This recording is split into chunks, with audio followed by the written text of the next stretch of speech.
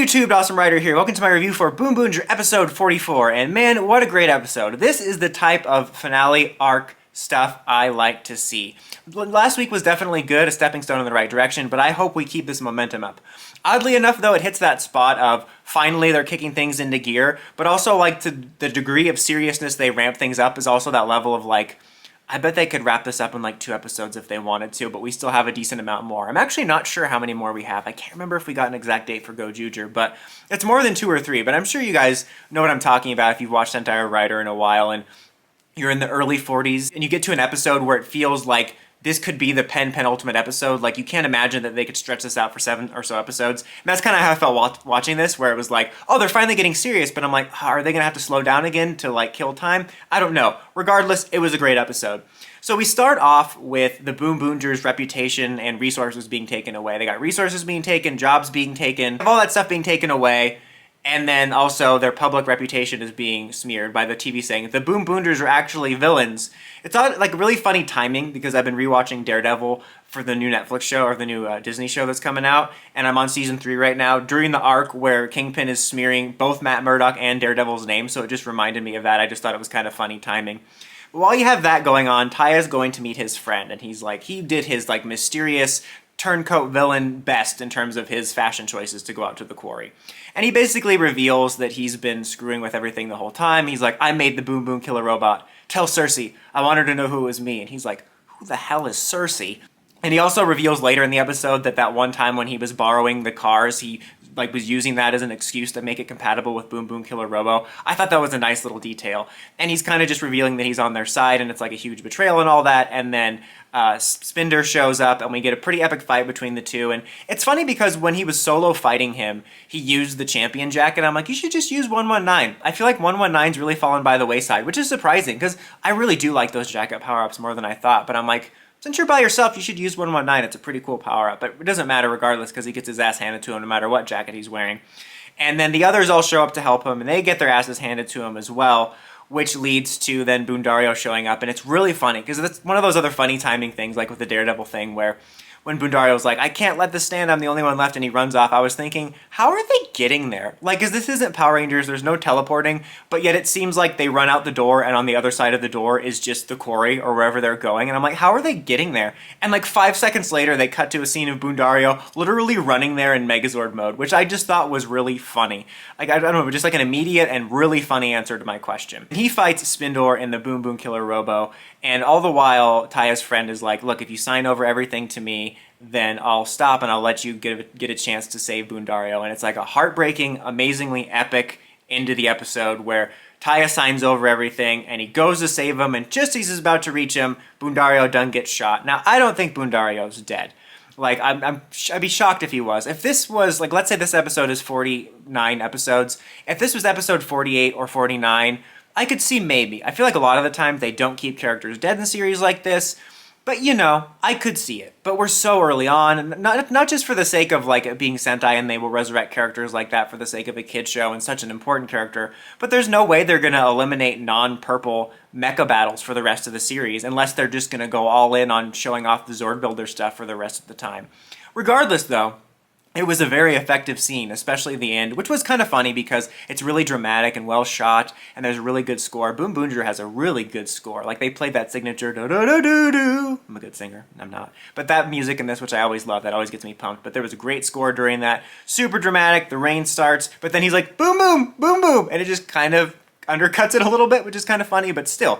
Great dramatic ending scene, regardless of whether he comes back or not. I think it was very effective, especially that last minute save bit, because it's not only brutal for like Spinder to do, but it's also brutal for his friend to do because he probably didn't care one way or the other. I'll be curious if that dude gets redemption at all. I feel like just by the nature of cliches, I feel like he might, but I'm honestly not sure.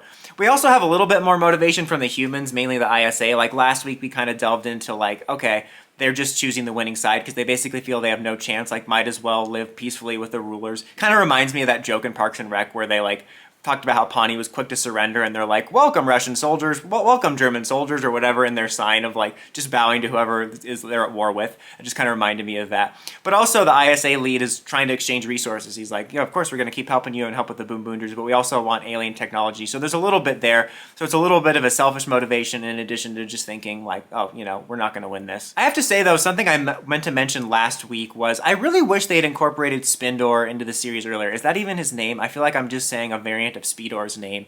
But it just gives so much more presence. Like, not just his presence as a villain, like in this episode, like powering up with the gasoline to become this white and golden form, but even just him, like, at his little base at the table, kind of reminds me of the table that the Loop villain sat at. But I miss just having that simple villain base where you have the main guy and a couple henchmen. Makes them feel like they have a presence rather than that wandering hobo feel of just Team Rocket wandering around. Like, I like that we had a little bit of build up to him, but I kind of wish he had an overall bigger presence in the series. Like, maybe even have him kind of in the shadows, like we don't see him for the first like quarter or so, and then eventually reveal him, and you still don't bring him to Earth, but it just makes it feel like there's more of a threat than a couple of goons wandering around. I just kind of wish we had that. Also, I was just reminded of one other thing before I get to my last points. We're talking about the gasoline. There was an interesting little exchange between Ty and his friend when he talked about gasoline and how screams power the gasoline and stuff, which is a very Monsters Inc. motivation. But he talked about how that works for humans as well, about like when we see someone else's misfortune, we think, glad that's not us. Which I thought was actually a really interesting point, and especially for Sentai to raise, not because they won't tackle topics like that, but usually when we get to this time in a Sentai series, the motivation becomes, humans are trash! And then Sentai's like, humans are also good! And like that's usually like 95% of Sentai motivation exchanges at the end. So I thought that was actually really interesting, especially playing it into the Monsters Inc.-esque motivation.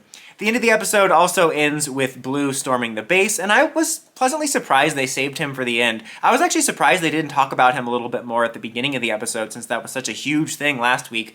But I was really like pleasantly surprised they didn't have him like in the background, and they saved that for like another cliffhanger there at the end.